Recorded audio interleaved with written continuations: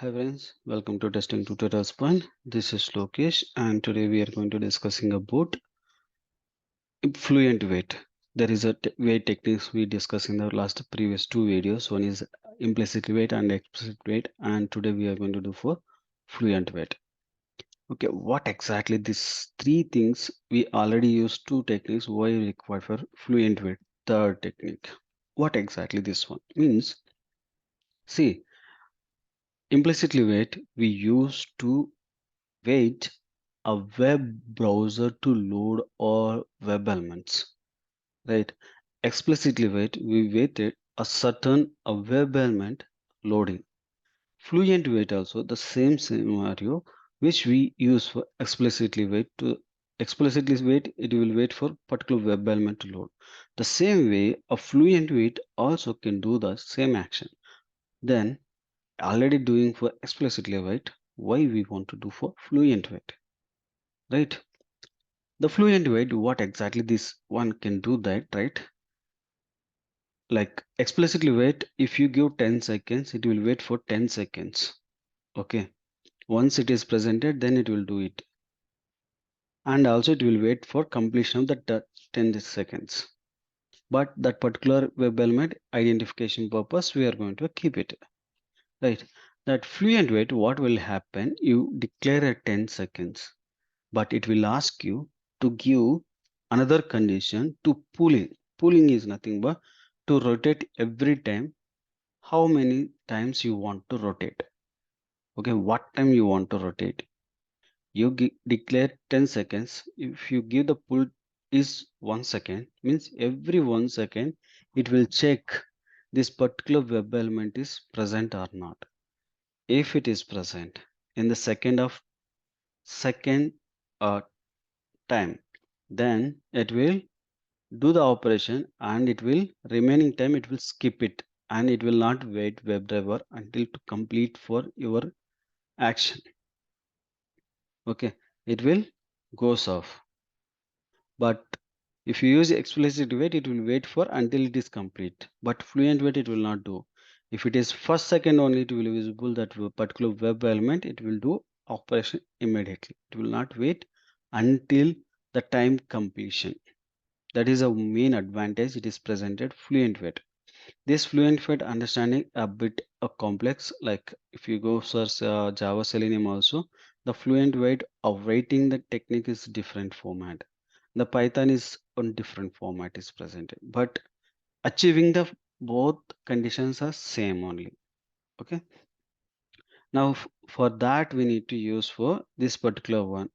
Why we required means whenever the pool time is completed means 10 seconds of time it is completed, you can able to invite some particular exception like element not visible, no such element exceptions. You can able to invite based upon what condition you're using the fluent wait. Based upon that, you can able to use it that exceptions. Now the same code only I'm going to use. The fluent wait on WebDriver waiting up to here. The same format I'm going to use.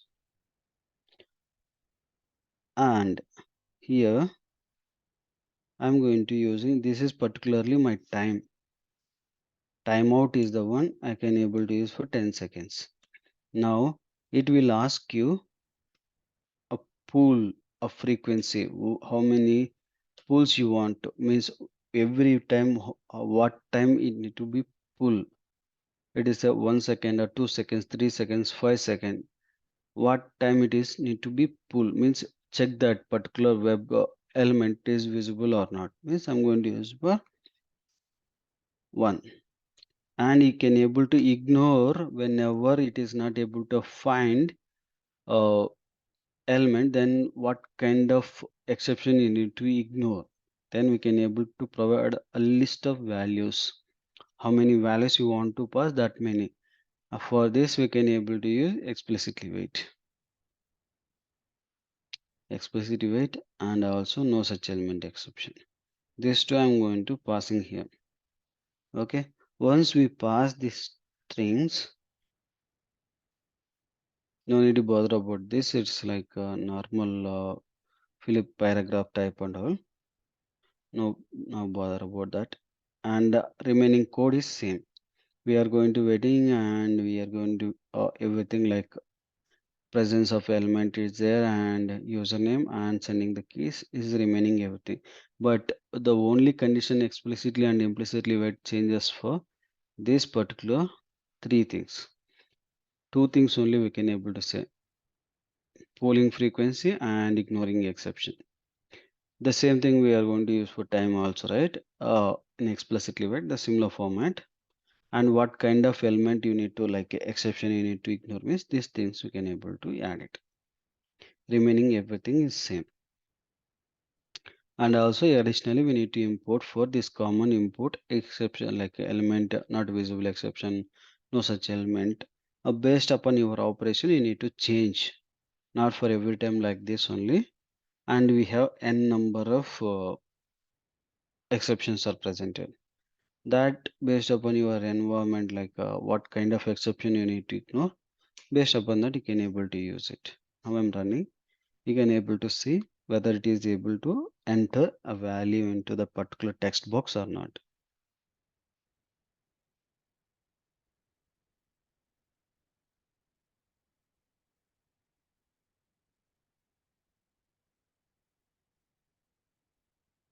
Now it is loading.